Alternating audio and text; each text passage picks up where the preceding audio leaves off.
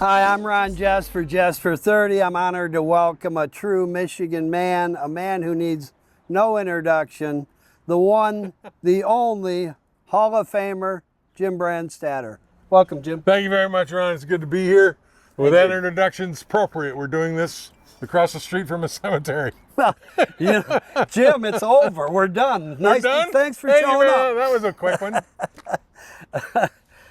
So you were born in East Lansing. Ever considered the green and white? Nope, never did. My dad and my brother went to school there, but I went and took a visit to the University of Michigan and absolutely fell in love with the campus, fell in love with the program, fell in love with its tradition, and you couldn't find a guy more maize and blue than me today. Yeah. Even though my family is very green and white, and I understand it,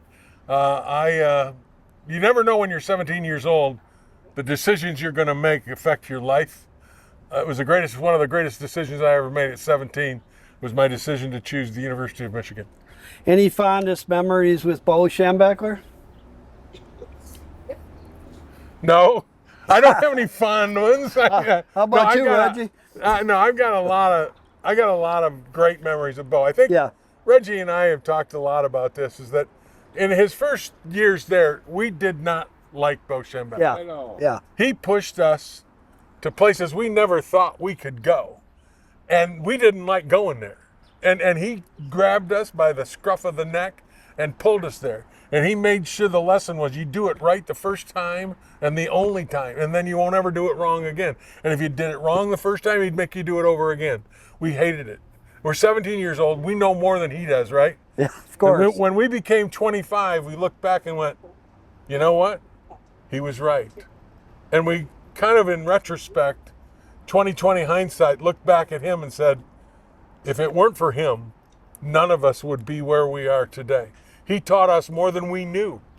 And I think maybe the biggest thing was when we were sophomores and he put that sign up after everybody had quit and he had put us through physical and mental abuse almost in that first spring. And he put that sign up that said, those who stay will be champions. And in 1969, we went into a Ohio State game as a 17-point underdog against the greatest college football team ever assembled, and we beat them.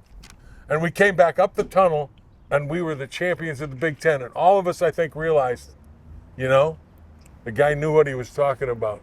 That's what it took, where he took us to get to championship level. And all of us at that point began to understand what an unbelievably great man he was. And he became a dear friend to most of us the rest of our lives. Yeah, he's a legend here at Michigan, and he'll always be. And a lot of people believe that, Bo was the greatest coach that ever came through Michigan. I know Harbaugh and a lot of the other great guys, but his reputation, Bo's. And again, I agree with you, but I also want you to know that we have to remember the history of this great university. Yeah. Fielding H. Yost and Fritz Chrysler and Benny Oosterbaan, they're pretty darn good coaches, Yeah. And Bo fits with that mold. Just like all of us, the den of the Mellow Men here, all these great players, we go back to thank Tom Harmon and Willis Ward and Ron Johnson and the greats of the past. Without them, we are not us. So don't ever forget the tradition and the foundation that the University of Michigan football team is built upon. It's built upon excellence. And that's, to me, something we can never forget. Don't ever forget the beginnings and the foundation of this program. Well, we spoke a little bit on the field with two current players, D-backs, on the field on the 50-yard line last Friday. And we talked about the foundation and kind of for them to look at the Mellow Men. The Mellow Men were there. Yep. And it was a great moment because after we interviewed those two, one from New Jersey, one from the city of Detroit, they went over and hugged all the Mellow Men and thanked them for helping them. I'm glad they did, because that's what we need to we need to continue to celebrate our past, because where we are now is because of our past and because of the Mellow Men. It's because of the guys that came before us, the Ron Kramers, the Ron Johnsons. Yeah. These people were giants, and if we forget them, then the whole idea of tradition and excellence is kind of gone. So I'm glad that they did that, because this is a program that's It's more than just Jim Harbaugh, and it's more than just a national championship at 23. It goes back to the 1900s when Fielding Ace Joe's team fielded teams that weren't scored upon. So I'm just glad I'm part of that. I'm part of that fabric of that tradition. Well, we're going to talk about you a little bit, Jim. Your mentor and dear friend Ray Lane just recently passed away. Wasn't he the great? Him and Ernie Howard, weren't they the greatest voices? Well, yeah, they were. It get me nostalgic now because one of our teams, if you're a Detroit kid or you're from the state of Michigan, our team was the '68 Tigers. Right. With K-Line and those McLean guys, and McLean and Lolich Lolich and Don Wirt, Willie Horton in center and Dick McCall. But the city of Detroit in 1967 burned. Yeah. There were riots. There was civil unrest. There was racial unrest. And the city of Detroit was up for grabs.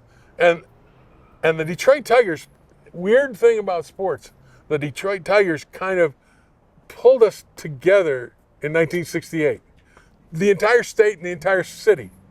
We had guys dancing in the streets with each other. Doesn't matter what color, because the Tigers were winning and they were on their way to a World Series. Throughout the state of Michigan, we were freshmen at Michigan on the practice field when Mickey Lolich beat Bob Gibson in the 7th game of the World Series in St. Louis. It was a day game. And all of us celebrated on there. But the voice of that comeback, the games weren't on television every day. You listened to the voice of that city being reborn. That voice was Ray Lane and Ernie Harwell. Well, Jim, there weren't any night games. I think we were at St. Agatha in Redford Township. The nuns had us in the library watching the games at 1 o'clock, and it was special. But you have a famous wife. She had a great television career in Southeast Michigan. More famous than me. How is Robbie Timmons enjoying retirement? Robbie Timmons is loving retirement, and I love spending my life as Jim Timmons. It's the greatest job in the world. It is the greatest job in the world. She's doing great. She's now involved with a thoroughbred horse rescue, so she's involved in charity. You don't retire from work, you retire to something, and she's retired to a thoroughbred horse rescue called Canter, and they take at-risk thoroughbreds off the track and they save them and get them to a second career. And she's been very busy at that, and she's doing a great job with it. Nice. What an amazing career you've had. Broadcasting 50 years. Was all your time with the University of Michigan and the Detroit Lions, Jim? No, I worked at the Channel 25 in Saginaw doing the news, weather, and sports. Then I moved over to Channel 10 in Jackson, and then I got a job in Detroit working for Channel 4. So I was doing the television news, the news at 6 and 11, and I did a Tiger pregame show. I did boxing for Old Pass Sports. I did Tommy Hearns fights back in the day when Tommy wasn't even a headliner. He was second on the card behind Mickey Goodwin at Yak Arena in Wyandotte. Wow. So I was doing those fights. I was doing swimming, basketball, hockey, you name it. Anything I could do to broadcast. And then in the early 80s, I got a shot at doing some high school game of the week on public broadcasting, Channel 56. And that's where I really wanted to go anyway, was play-by-play. And do a game when it happens. To me, if you do the 6 and 11 news, you're talking about what has happened or what is going to happen. But when you're on a game, it's happening right now, and your job is to take the listener or the viewer along with you and celebrate that moment through the radio or through television. That's a great job, and it's hard. And that's what I wanted to do. In mid-'80s, I got the job with WJR doing Michigan football. And a few years after that, I got the job with the Lions. And I did 31 years of Lions games and over 40 years of Michigan football. Greatest job in the world. They say you are, if you got a job you love, you don't work a day in your life. And I'm guilty. That's awesome. Watching your last game broadcasting Michigan football, when we beat the Buckeyes, with your close friend Dan Dierdorf, that was an awesome farewell. I was lucky. I mean, let's face it, you don't go out in this business very often with that kind of thing happening, where all of the stars align and you get a victory over Ohio State at home, and you're broadcasting your last game with one of your best friends, and it's just, I don't know whether this, like I said, the stars aligned. I'm the luckiest guy in the world to have it happen, and to broadcast it for my university, the team that I played for. It's just the best in the world, and people ask me, what was your best game? And I always used to tell people, and I didn't mean it to be flip because it goes back to the Schembechler era. People would say, what's your best game? And I would always say, I haven't done it yet. Because you always will do the next game better. That's your plan. If you did a perfect game, you didn't. There's something you could have done better. Bo taught us that when we were 17 years old. And so I always told them, I said, I haven't done my best game yet. It's still coming. And that game in 21 against Ohio State, I was pretty close, as good as it gets. That was something. Jim, every show we do for Jessfor30 podcasts, every one of them is dedicated to veterans, charities, and foundations. Jim, do you have one that's near and dear to your heart? Well, my dad was retired brigadier general in the armed forces, so I'm kind of partial to the Army. But he also was the director of the School of Criminal Justice at Michigan State. And so I'm very much into law enforcement, that kind of thing. And he's got an endowed scholarship, graduate studies at Michigan State for criminal justice majors. And that's one of the ones that's very important to me. But any charity that involves veterans and veterans health care, in my opinion, is a very worthy thing. Because, again, I go back to what I was saying before. Those people are the foundation. They're the reason why we're here, sitting on the front lawn, being able to do this podcast, because their sacrifice over the years has given us the freedom to do this. And anything we can do to thank them, I think, is a positive thing. Well, Glenn Doughty and BT, they were talking about that. And there was a point, Glenn was pretty emotional, where they went to Vietnam and they came back with a different point of view. And, there's always gallows humor. His comment was the only difference between boot camp there and Bo's camps were the bullets. Pretty close. Pretty close, yeah. Before we started, Reggie and I were talking about the running that we did as offensive linemen. I always wondered why in the world offensive linemen needed to run 50 yards. We never ran 50 yards in our life during a game. And yet we're running 50 yards back and forth, back and forth, back and forth. Like, what's that got to do with anything? And Bo pushed, like I said, he pushed us to beyond where we thought we could go. We'd never pushed ourselves there. We would never gotten there ourselves. And by doing that, he created an attitude and an idea in all of us, I think, that we still carry with us today. You ask, what did you take from football? Other than the aches and pains and all the things that happened during your career, we take a mindset that's different than anybody else's out there. And that mindset is one of competitiveness. It's one of doing something right the first time all the time. It's about doing it the best you can and knowing that you can do it better the next time, always improving. And I think that's kind of the mindset we all understand and live with, thanks to our relationship with Coach Schembechler and the coaches on that staff. Back in 2014, you were honored to be elected to the Michigan Sports Hall of Fame.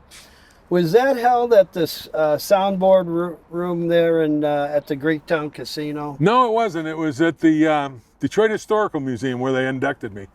But let me put it this way. That was a big honor for me, and I don't necessarily think I belong, because what to me makes a Hall of Fame interesting is look at who's been there before you. And I look at guys like Bo Schembechler, Barry Sanders, some of the great names in Detroit sports history, and Ernie Harwell. For me to be kind of in that club, I don't know whether I deserve to be there. I'm so thankful I'm there. But those guys, to me, are legends. They're above. They're the stars in the firmament. And I'm thrilled to death to be there. And when somebody introduces me as a member of the Michigan Sports Hall of Fame, I'm thrilled to death and almost want to apologize.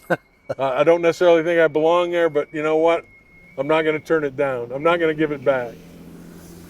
Jim, it sounds to me with the last 4 weeks with the Mellow Men, and it's been so great to get to know them and now meet you.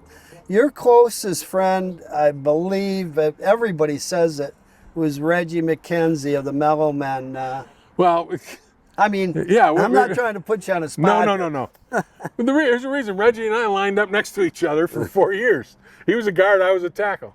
Offensive linemen have a certain esprit de corps together because we go through the same stuff.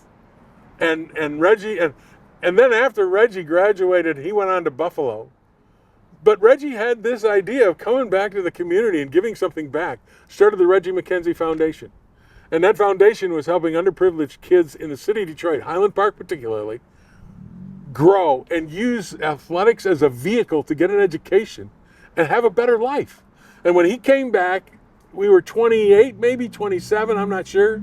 I was working in Detroit. Reggie was still with Buffalo, blocking for OJ to gain 2,000 yards in that whole electric company thing. And yet the humility he had to come back and give the city of Detroit something back. And I was working in Detroit at the time, and anything I could do to help him do that, I did. And we, for 28 years, we had a banquet where we raised tons of money. We had unbelievable guests. We had a presidential candidate come in as one of our keynote speakers at the Reggie McKenzie Commitment to Character banquets.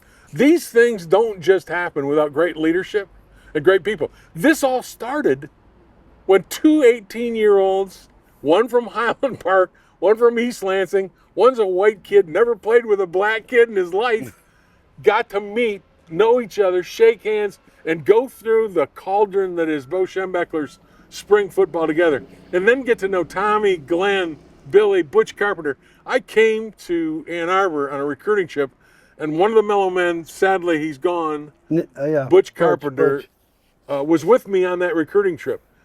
And one of the reasons I came to Michigan because of Butch and I, at the end of that thing, and again, I had never played with a black guy before. Butch and I had this conversation. He said, I'm coming here.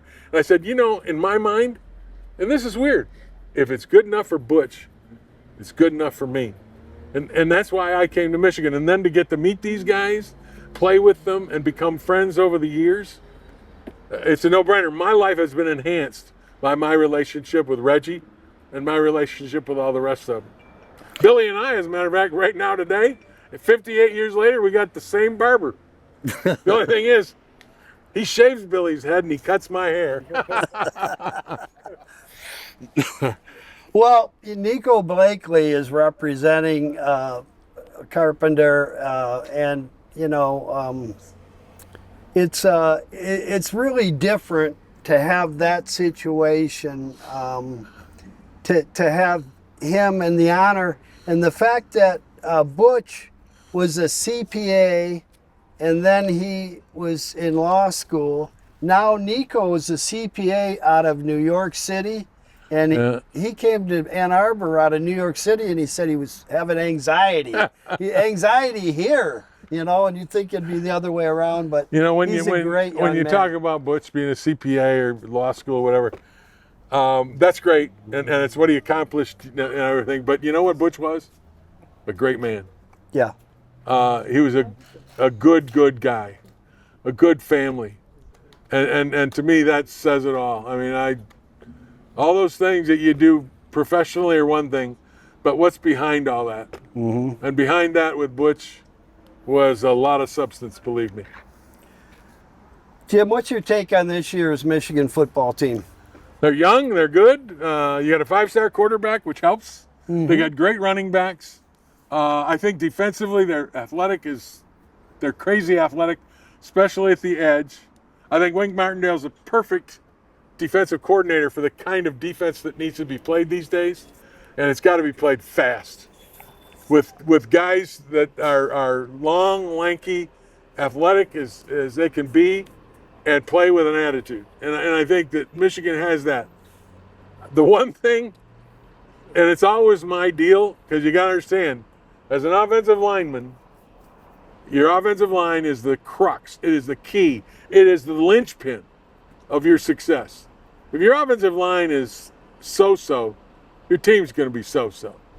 So our offensive line from today and the rest of the season has to improve each and every week. If they do that with a young quarterback who's improving week to week, this Michigan team's going to be a very tough out when you come down to November and the Buckeyes roll into town. That'll be fun. Yeah, it will. Jim, we're pretty much wrapping up. I just want to ask, you know what time it is? What time is it?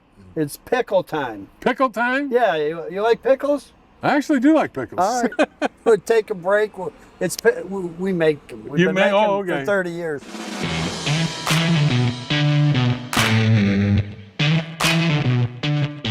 All right, well, let's go again. All right, it's pickle time. 1 to 10, Jim, please. On the pickle? Yeah, 10 being the highest.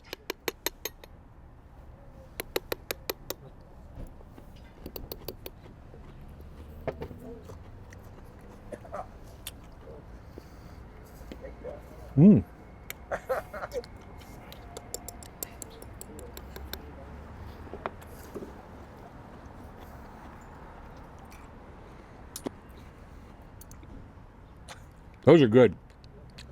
Crunchy? Okay. Crunchy? I'll give you an 8. Lowest rating I ever had was a 9. Lowest rating? Well, you're talking to a guy that's a pickle. I'm not just a normal pickle guy. Right, but I know pickles, and that's an 8.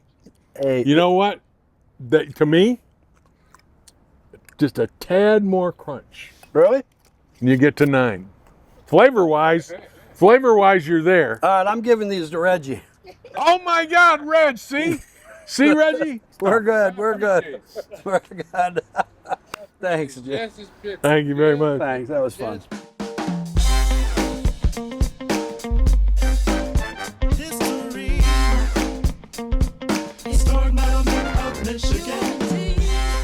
Hi, I'm Ron Jess with Jessfor30. We've got good friend Glenn Shake and Bake Doughty, Baltimore Colts, and in St. Louis now, and legend in Michigan football. Good to see you, Glenn. Good to see you, Mr. Mayor. How are you? And how many votes did you get this week? I won the election, okay? You winning it every year, man. What's up? We're Do they always- have a statute of limitations or anything like that? It's part of Michigan. You gotta win. And you do that, bro. Thank you. You do that well. You too. What's this day mean to you, Glenn? First of all, I want to thank God again for the weather that he continues to give us. Every time we're doing these kinds of things, it's clear skies and beautiful people, and I'm thankful for that. But the other dimension is, guess what's happening October 4th? Well, it's your Super Bowl, It is our Super Bowl moment, bro. and it's gonna be 80 and sunny Again. again. No, it's a beautiful thing. The reception, the historical aspect, the interview that you did with Jim. Jim is a Hall of Fame broadcaster. Think about this. Y'all, check this out. You got Reggie McKenzie, all-world guard. You got Jim Brandstatter, totally a knockout artist on the offensive line. And then you got who? Dan Deerdorf, all on the same line. And here's Reg, there's Jim's gonna do the MC today. But this is Michigan, man. And Billy Taylor. Well, Billy was running the rock. Yeah, I'm talking man. about the lineman that opened up the holes, right? and look at just the fact that all of that is Michigan culture, man. Winning, focus, bring it on, and we get ready to do that Saturday.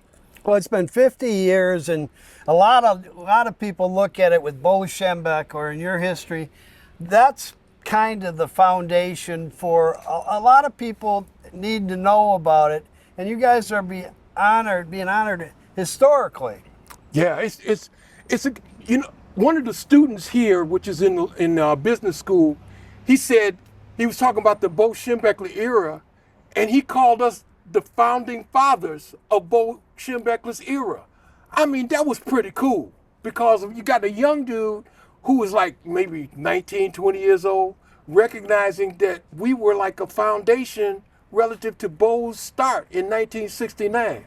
And in 1969, as I've always said, one of the most glaring motivational times in my life was just before the Ohio State game, 1969. We're in the locker room, BT, Reg, Tom Darden, Jim, all of the players, and we are throwing lockers at each other to get out there to beat up on the greatest team in the century gets upset by us as the greatest upset in history. That is memorable. I've never had that feeling again since I was playing football, 8 years in the pros. But that locker room and what we did coming out of that locker room, y'all, nobody wanted to deal with us that day. All these years later, last year we had the football game. Michigan had a 7% chance of winning in Columbus. 7%. What happened there, Glenn? Man, once again, Go Blue Nation came to Columbus and said, check this out. Bam, we won. And what do you think of And the what's team? that for? Is that 4 in a row? Yeah, 4 in a row. And what's that going to be this coming November? All that means is we want to keep Ryan Day there as long as they want him. He's our best player. Yeah, But how about you? Excited for Saturday? I am.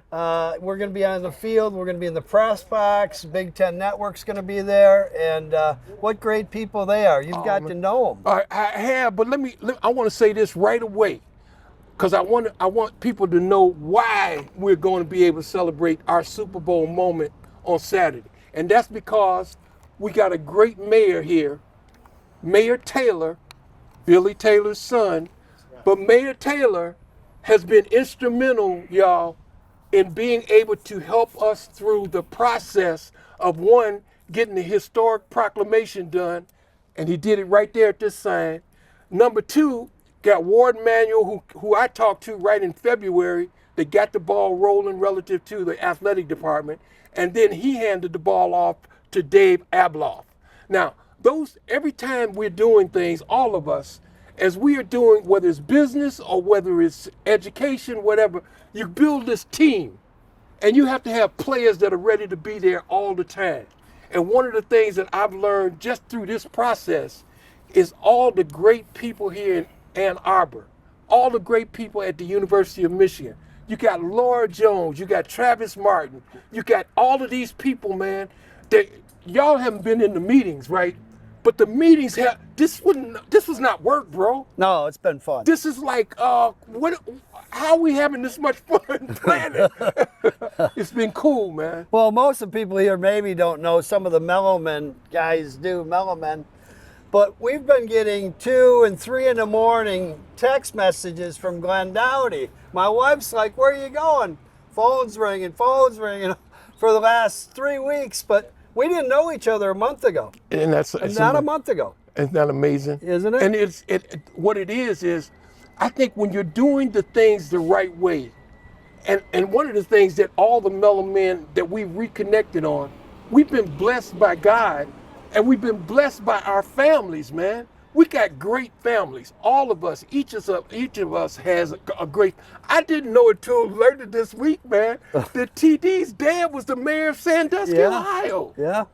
I mean, those elements are. He lived across from Cedar Point, right across the street, right? No, it's a blessing, and then you recognize it when you're going through challenges, who your teammates are to win. And here we are, just met each other. And where were we a couple weeks ago in the big house for the first time they ever had it? Where were we, Mr. Mayor? Right on the 50-yard line. That was and where fun. did you envision that happening?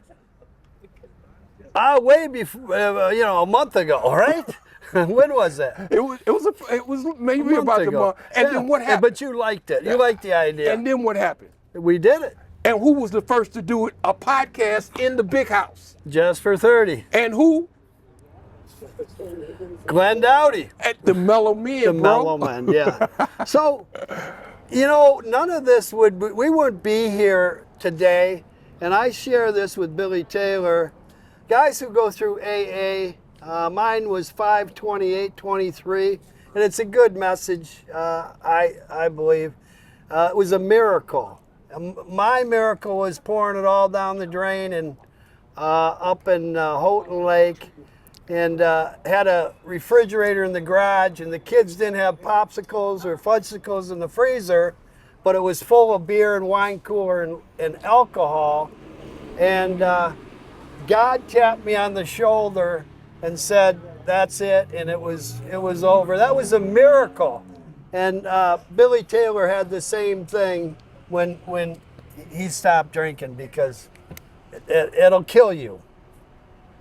It'll kill you.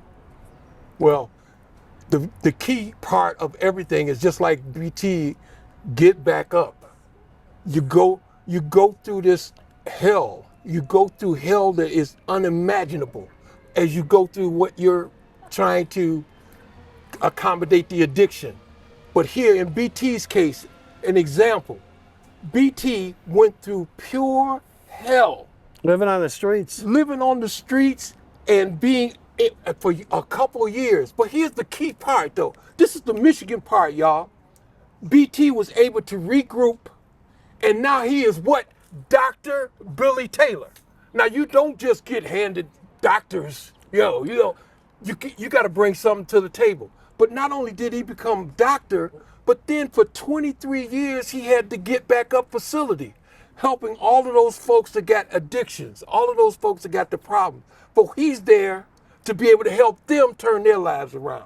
Yeah, that's a great thing. And all of the Mellow Men have either foundations or charities that you've worked helping kids. Reggie, downtown Detroit. And how many years is Reggie? How long, Reggie? 58 years. 58 years. And how many is Butch Carpenter? 46 years of the law school scholarships, helping young people get law degrees. Then my Shake and Bake Family Fun Center in Baltimore, the first of its kind in the history of recreation and foundation. Bowling and skating in one place never happened before until I was able to thank the God and my family, my wife, my kids, the Shake and Bake Family Fun Center. And then you got Tom Darden. Tom Darden. Tom Darden is helping all of these young people in Rapid City, Iowa, become good students. But he's putting time in. And what Tom Darden is Hall of Fame Cleveland Browns. And what 6 of the 7 Mellow Men were drafted on the night of the draft. That's never happened before. And what did it say on the front headline of Detroit Free Press? Mellow Men of Michigan steal NFL draft show. 7 dudes being able to be drafted that way. Yeah, it's awesome. It's fantastic. Glenn, we're out of time. Thank you. I appreciate everything. Thank you, Mr. Mayor. All right. And thank Go Blue Nation. We got the winningest college program in the history of the NCAA. Go Blue! Go Blue! Today, we honor 7 men who made a great and lasting impact on the University of Michigan.